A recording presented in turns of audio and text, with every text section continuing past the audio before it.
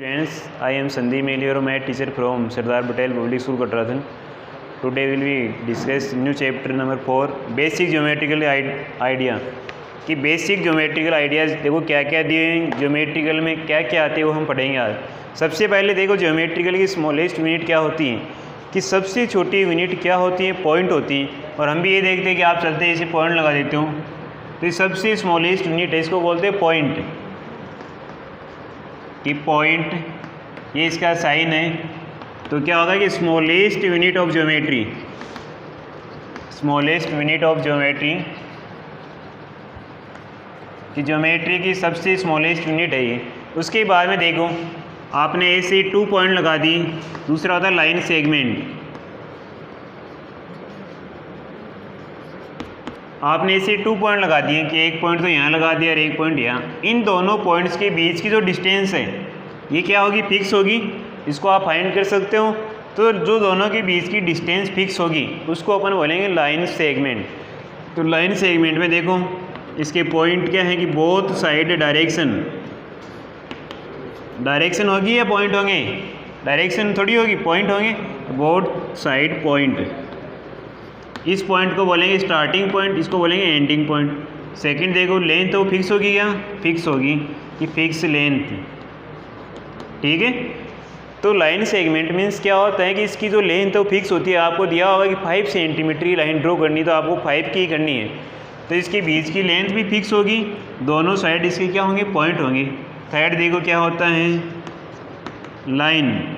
अब लाइन होती है इसके दोनों साइड में रे होते हैं, डायरेक्शन होती है दोनों साइड में, तो इसकी लेंथ भी फिक्स नहीं होगी। तो इसमें क्या आएगा कि बोथ साइड डायरेक्शन,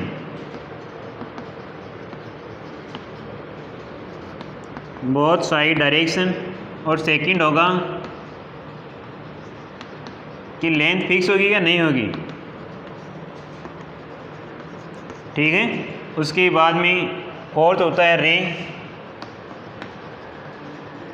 रे में देखूं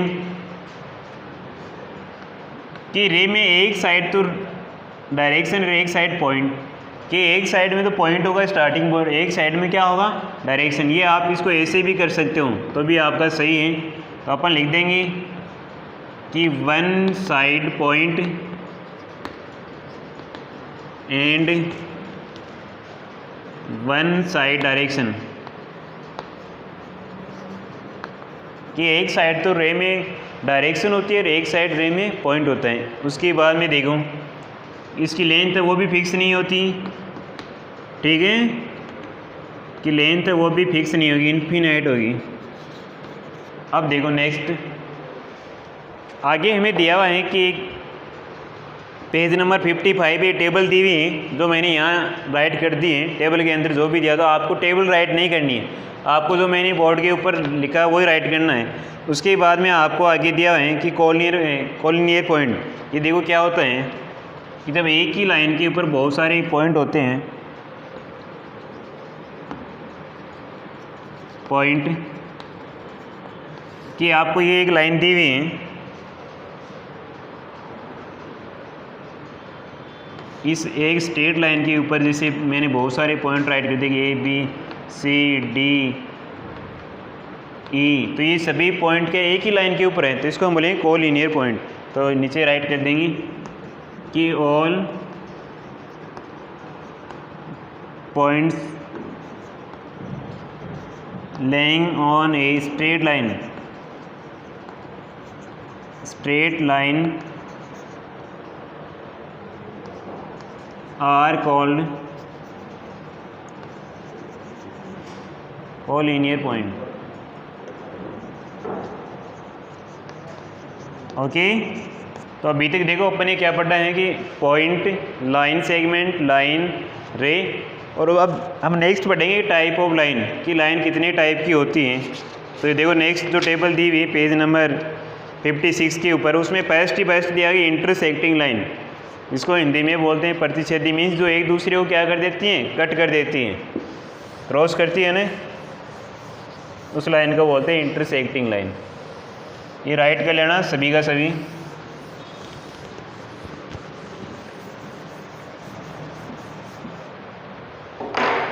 तो फर्स्ट लाइन है कि टाइप ऑफ लाइंस, फर्स्ट है intersecting,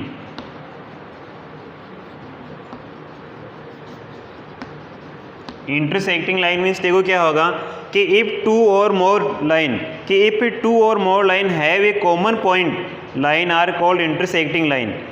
common point is called the point of intersection. कि ये टेबल में से आप राइट कर लेना कि इंटरसेक्टिंग लाइन मीन्स कि टू या टू से मोर देन, कि टू या टू से ज़्यादा लाइन होगी तो एक ही पॉइंट के ऊपर, कॉमन पॉइंट के ऊपर क्या करेगी, एक दूसरे को क्रॉस करेगी, तो उसको अपन बोलेंगे इंटरसेक्टिंग लाइन। देखो ये से मैंने लाइन ड्रॉ कर दी, दोनों एक ही पॉइंट के ऊपर क्या कर रही हैं, क्रॉस कर रही हैं। और मैं अभी यहाँ दो से ज़्यादा भी कर देता तो भी ये क्या होती, इंटरसेक्टिंग लाइन ही होती। ठीक है। उसके बाद में नेक्स्ट टाइप है पैरेलल लाइन, इसका सेकंड है parallel line. Parallel line means देखो क्या होता है कि टू लाइन आपको दी हुई तो उन दोनों के बीच की जो डिस्टेंस होती है एवरी पॉइंट पे क्या होती है, इक्वल होती है। तो बुक में दिया हुआ है कि पैरेलल लाइन है equal distance between each other, कि कोई भी पॉइंट ले लो उसके बीच में डिस्टेंस इक्वल होगी। देखो मैंने एक लाइन तो ये ड्रॉ कर दी, इसके पैरेलल मैंने दूसरी लाइन ड्रॉ कर दी। इन दोनों के बीच में यहाँ जो डिस्टेंस है यहाँ की, उतनी डिस्टेंस यहाँ होगी, उतनी डिस्टेंस यहाँ होगी, ये एक दूसरे को कहीं भी कट नहीं करेगी। और सेकंड पॉइंट दिया हुआ है कि there is no common point between the line, कि इन दोनों पॉइंट के बीच में कोई कॉमन लाइन नहीं होगी। देखो यहाँ दोनों के बीच में कोई कॉमन लाइन नहीं है कि एक दूसरे को कोई क्रॉस ही नहीं करेगी, तो कॉमन कहाँ से होगा। उसके बाद में कि railway line are best example, कि जो रेलवे लाइन है आपने देखी है कि दोनों देखो एकदम इक्वल डिस्टेंस के ऊपर होती है पूरी रेलवे लाइन।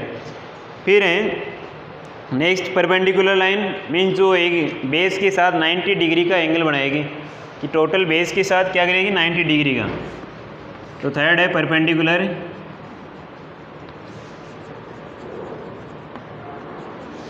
ये देखो इसका बेस है, इस बेस के साथ 90 डिग्री का एंगल मीन्स परपेंडिकुलर होगी इसके साथ ही।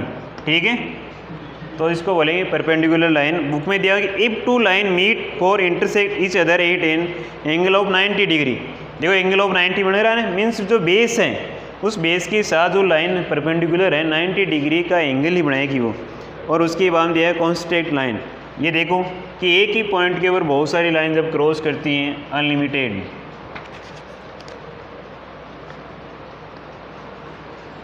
करंट लाइन मीन्स क्या होगा कि more than two line are called constant if they original from a common point, कि एक ही पॉइंट के ऊपर बहुत सारी लाइन क्या करेगी, एक दूसरे को क्रॉस करेगी। ठीक है, तो इस पॉइंट को बोलेंगे कॉन्स्टेंट पॉइंट। उसके बाद में एक्सरसाइज हैं, ये आप ट्राई करना, आपसे हो जाएगी। तो अभी तक देखो अपने फर्स्ट पढ़ा था कि पॉइंट स्मॉलेस्ट यूनिट होती है, ये लाइन सेगमेंट जिसमें दोनों साइड पॉइंट होते हैं। ठीक है, उसके बाद में लाइन जिसमें दोनों साइड डायरेक्शन होती है, रे में एक साइड पॉइंट और एक साइड डायरेक्शन होती है।